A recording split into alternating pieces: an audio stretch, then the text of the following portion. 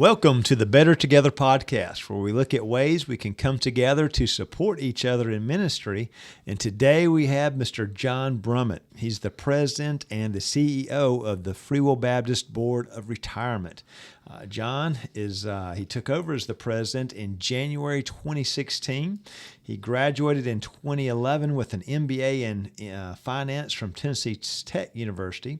He's also the son of a Free Will Baptist minister, and he graduated from Welch College in 2004. So he's been working with the Board of Retirement since the spring of 2006. Well, welcome, John, to the Better Together podcast. Thanks for having me on. We're glad to have you here, my friend. And wow, retirement. So we think about retirement when people get to be my age or the executive producer Ryan's age, but younger people often don't think they need retirement, do they? Yeah, a lot of the times whenever we're dealing with especially new people who are joining the workforce, retirement is probably one of the last things that they think about. But really, in reality, it should be one of the first things you think about, because the earlier you're starting, then the easier it is for you to accumulate the assets that you're going to need in retirement. And so the earlier we can get people plugged in, they can do a whole lot less out of their paycheck, out of their employers' contributions than they would be if they wait until they're in their 50s, which is the national average of when most people start is in their 50s. So we've got 50-year-olds. You start retiring at 50, you're maybe putting $100 a month, which would really be probably tough for a lot of folks. But if you're doing something like that when you're in your 20s or 30s, oh, what a difference it makes. Yeah, when you're looking at like compounding interest is really your friend. Time and compounding interest is how you really make a difference in your retirement planning. If you're waiting until you've only got 10, 15 years before you retire, then you have to do a whole lot more in order to be prepared. Whereas if you're starting in your 20s, you can do $25, $30 a month. And still get to the same level you would have been if you started later. Now, we don't recommend people starting at $10 or $20 a month. You need to have your expectations realistically. But $100, $150 a month, starting at age 20, you could be sitting pretty nice by the time you get to age 65. Be in pretty good shape. So I'm sure there's some people saying, yeah, but what if the stock market crashes and so forth? But you guys, you've got kind of a track record of watching all those things, don't you? Yeah. So at our office, our 50-year history as for the fund is around 7.5%, a little bit better than that for our main fund, which is the one we've had the longest. Now we've got other ones that are more aggressive and stuff, and so they fluctuate a little bit more, but when you're looking at market cycles, that's how we look at things now. We look at market cycles. And so you're looking for the ups and the downs and the ups. Because when it's up, it's great, everybody feels good. But the downs is actually where you make most of your money, is because you're able to buy stuff cheaper, everything's on sale. And so you want that volatility in the market. And the more time you have to go through those cycles, the better off you'll be in the long run. So someone in their 20s or 30s, if they are investing, they will see times where the stock market goes way down like we did 10 years ago and really all through history. But also if they're still investing, they're buying stock at a much lower rate, and you're saying that ends up growing and it ends up with a net gain overall. Right. The more downturns that you have in the market, the better off you'll be in the long run. Now, it doesn't feel that way when you're going through it. It's very excruciating when you have to go through it. But like even the people who started at the bottom in 2008, they've seen great returns from that point in time. And so, and you don't have ones like 2008 was a significant event that's only happened once before in like the 20s. And so that's not something that happens every time you have a recession or something like that. And so, you're not looking at those as being the commonplace. You're looking more at like what happened in 2002, those shorter falls where it affects certain segments and stuff, and it may trickle out to others, but you're not looking at massive sell-offs in both stocks and bonds and the whole 9 yards. So what I'm sensing from you is you don't just like you'll hear people, these crazy advertisements like buy out or, try to sell high and all that. What I hear from you is you invest, you leave it alone, or, you do, I'm sure, watch the stocks. But that there's just going to be these ups and downs, and that's just part of the market and the way it works. Yeah, a lot of people, like, when they think about investing and stuff like that, they think about the guys sitting at the desk making the trades and stuff like that, and that's not really how retirement planning works. You're not going to be able to control the market. You're not even going to be able to guess the timing on the market. All that you're able to control is all that you should really focus on. You can control your contribution rate, and you can control how consistent you are on making those contributions, and that's what you got to focus on. You focus on what you can concentrate or what you can control, and then you go from there. And so if the market sells off or it is not giving the returns that it once did or something like that, then the only way that you can affect that is by contributing more or being more consistent. And so those are the things that you need to focus on when you're talking about retirement planning, is the things you can actually control.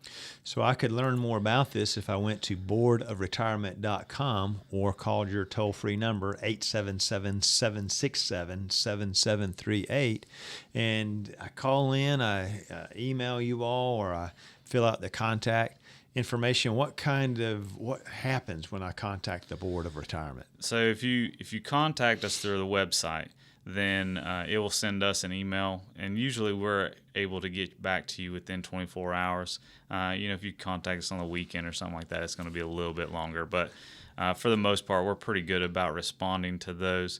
If it's someone who has a question, they have an account set up already, then they can actually log into their account online, and they can handle probably 95% of the stuff that deals with their accounts on the website. Okay. And so they're able to do that. But some people just don't like dealing with the interface through the website, so they are welcome to call us.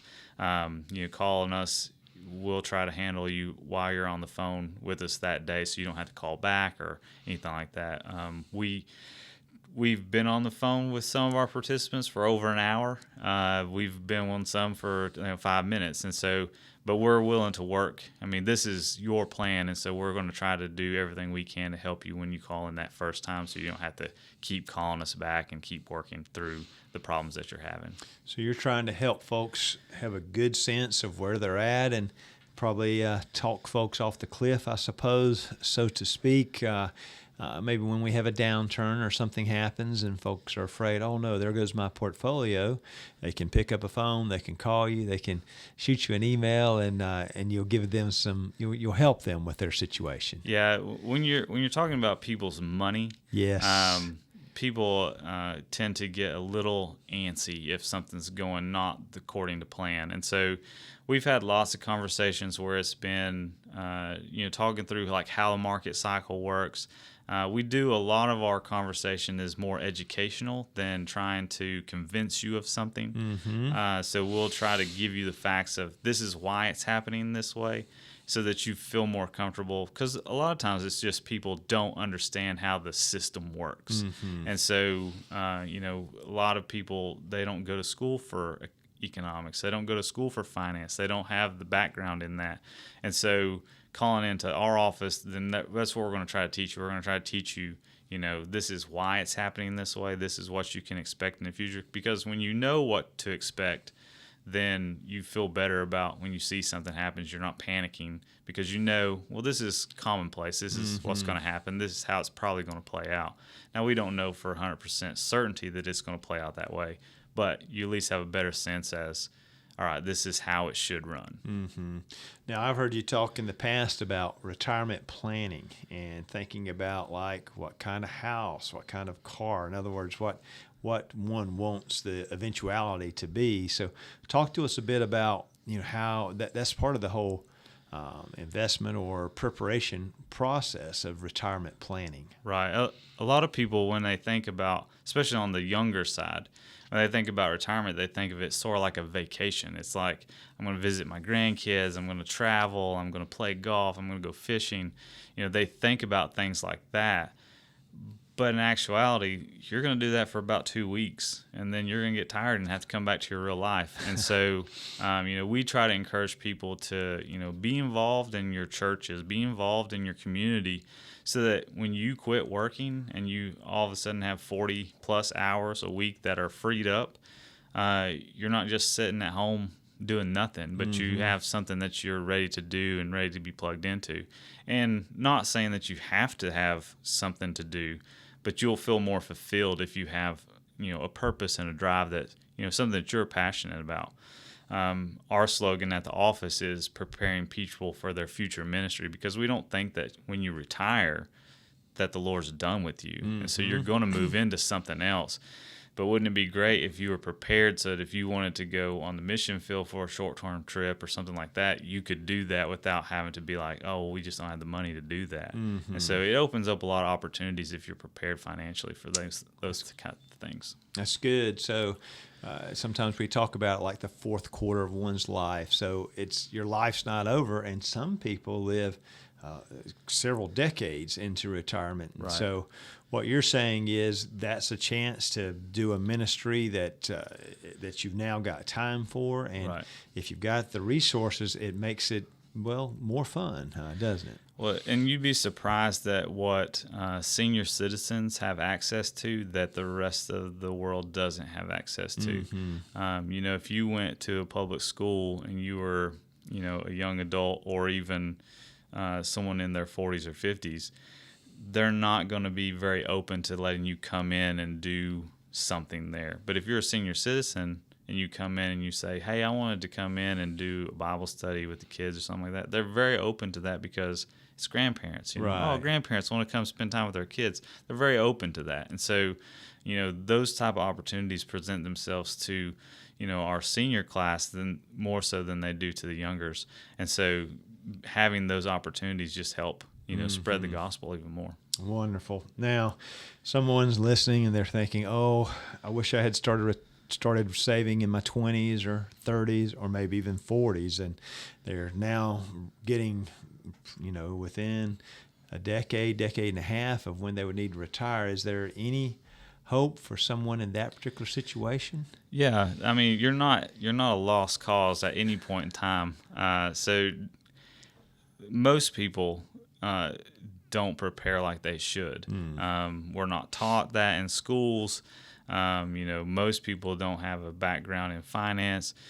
When you talk about finance, as for most people, they have anxiety and stuff like that comes up when they talk about money and things like that. And so for the most part, as a culture in the United States, we're just not prepared to handle money.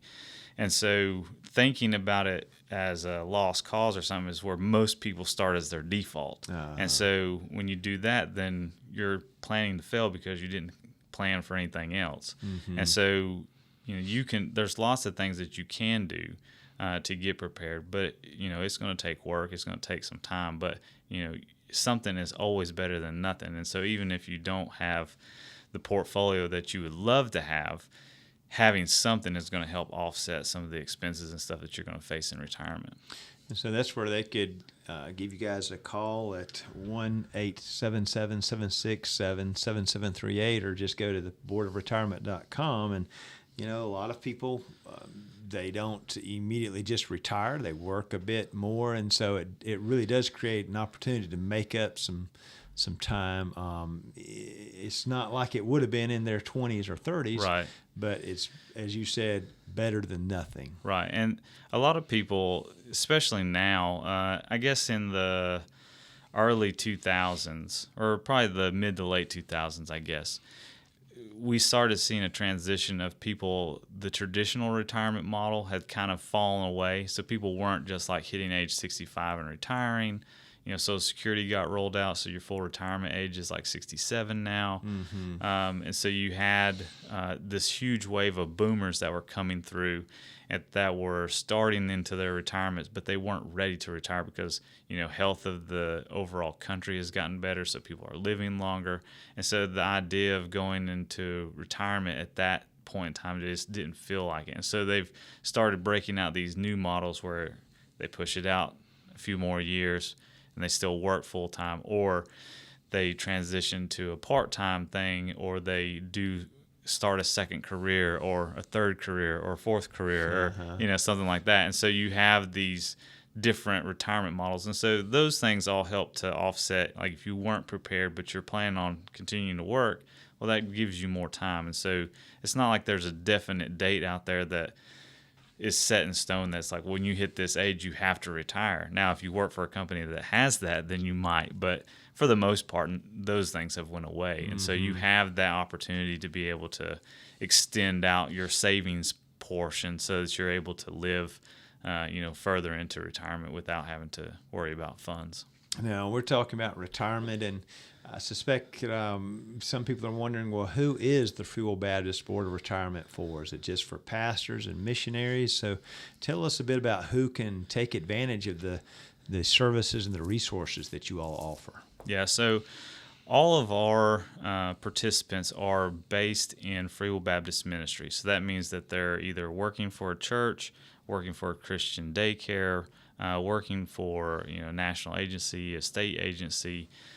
We have Christian schools, we have colleges, we have anybody that's drawing a paycheck from a Free Will Baptist entity, then they're able to be in our plan.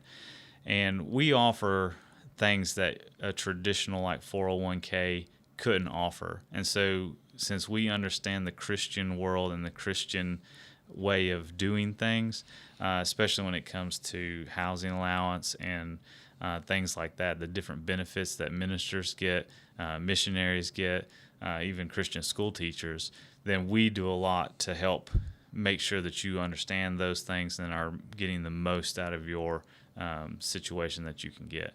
And so there's a lot of people just in the last few years that have started to realize, hey, this is a pretty good option for us, and so we're starting to see a lot of people switch over to that. So we've picked up a lot of Christian schools and different entities that are starting to come under us and use us as their retirement provider. And so you're able to offer some things that others aren't just because of the nature of ministry. Mm-hmm. Tell us a bit about some of the products that are available to individuals who work with the Free Will Baptist Board of Retirement. Yeah, so we run a traditional 403B9 plan. Now the 9 on the end of it is very very important because Christian or church organizations are the only entities that can offer the B9. So the B9 allows for ministerial benefits. It allows for different structure of actual plan design, and it offers some different like contribution types and things like that you can't really get with the other things. You also have a Roth option through our plan, and then our plan is also designed so that we're structured in a way that when you retire, you can actually annuitize or do your retirement through the plan, so you don't have to go out and shop someplace else. You can actually do everything in-house.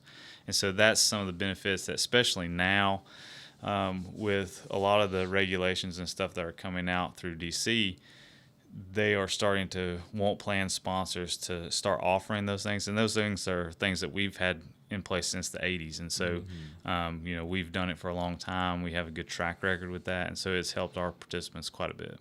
And also there's all kinds of other options for investing. But one of the things you do is you're very careful about who it is that you invest with. Talk a bit about that as Christians and how we're trying to be careful where we put our money. Yeah, so we try to run a socially screened platform so that we're running things that are important to Free Will Baptists, so like alcohol, tobacco, pornography, gambling, abortion, those type of things are screened out of our portfolio so that we're not, housing any type of company that profits from those type of activities. When you're talking about social screens and stuff like that, ESG has become like a buzzword now in the industry, and so everybody has different screens and different things that they screen out. And so some of the things that we have in ours are things that the national, as a body, has said these are things that are important to us. And so while we may not have every screen that's out there in there, we do have the ones that Free Will Baptist as a denomination has said, these are important to us, and these are the things we want screened out of the portfolio. So as we think about our money, the Scripture talks quite a bit about that. You've got the parable of the talents. You have other scriptures as well. And so one of the things you're seeing with the Board of Retirement, they're trying to help the participants get the most out of the limited resources often people have. And also, you just heard John talk about how they try to put money in companies and that are not against our particular values. And so it's important for us to think about that as we do invest and as we do try to expand our portfolio and prepare for retirement. Right, and you're always going to be investing in companies that are built on a social or a secular viewpoint, and so they're not going to align 100% with us. But we are going to try to screen out any company that's 100% against us. And so, if they're avidly against Christianity, avidly against what we're trying to accomplish with our mission, then they're not going to be in our portfolio. We try to do a very good job with that. We actually have contracts with all of our investment managers so that if something does get into the portfolio that's not supposed to be there, our managers have agreed that they will remove it as if it was never there and make us right as to when it went in. So if that means that if it loses money when it comes into the portfolio, they'll give us that back. But it also means on our part, if we gain money, we give all that back. So we're not profiting from any company that's outside of our social screen. Oh, that's wonderful. Well, we appreciate the good work you all do at the Free Will Baptist Board of Retirement. I do encourage all of our folks that are on social media to take a look at their Facebook site. So look up Free Will Baptist Board of Retirement. You'll see articles from time to time. They're also on Twitter and Instagram. And even if you're not a minister or you're not in some particular ministry that receives funding from Free Will Baptist, anyone can take advantage of what they have about teaching kids about money and just being smart about their money as resources that all of us could benefit from. Yeah, a lot of our stuff that we put on social media and that we try to make it so that it's usable for everybody, not just the people that are in our plan. And so we have a lot of educational resources out there so that if you're just wanting to know how to set up a budget, or if your kids are starting to ask you about how to make money or anything like that, then we've got resources out there that are, trying to help. Well, thank you so much for stopping by to be with us here today, John, and we appreciate the good work you and your team are doing. Well, thanks for having me on.